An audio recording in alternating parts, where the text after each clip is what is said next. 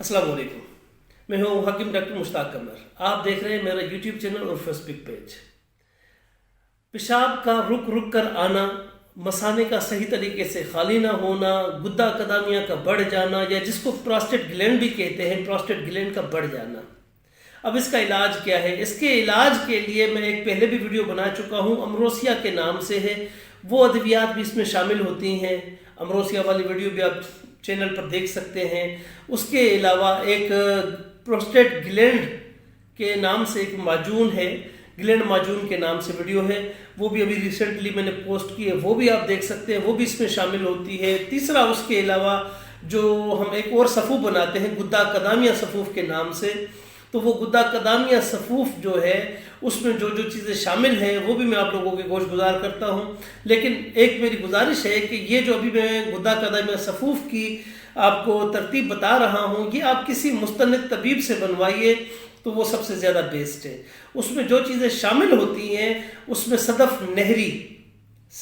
نہری بریاں کر کے وہ آپ نے 10 گرام شامل کرنی ہے۔ جوز مائل یعنی تخم جوز مائل سیاہ، تو یہ آپ نے شامل کرنا ہے 80 گرام۔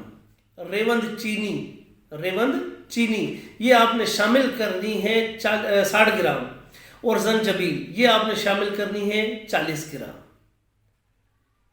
گرام زنجبیل، ریوند چینی 60 گرام، اور تخم جوز مائل سیاہ یہ آپ نے شامل کرنا ہے 80 گرام، صدف نہری بریاں یہ آپ نے شامل کرنی ہے 10 گرام۔ تو اس کا صفوف بنائیں، آدھا چائے کا چمچ پانی کے ساتھ، سادہ پانی کے ساتھ یا شربت بزوری کے ساتھ یہ آپ استعمال کریں۔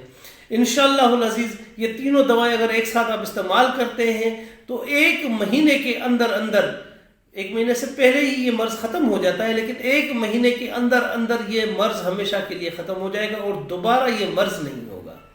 کیونکہ بعض ایسے بھی کیسز آتے ہیں کہ وہ کہتے ہیں کہ جی ہم نے فلاں ڈاکٹر سے لی، فلاں طبیب سے لی، تو ہماری بیماری وہ ختم نہیں ہوتی، وہ پھر 6 مہینے کے بعد 1 سال کے بعد دوبارہ سے شروع ہوتی ہے۔